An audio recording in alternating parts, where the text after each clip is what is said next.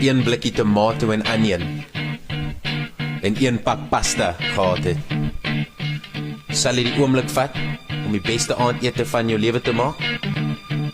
Gaan jy die eie chop of gaan jy Uber Eats?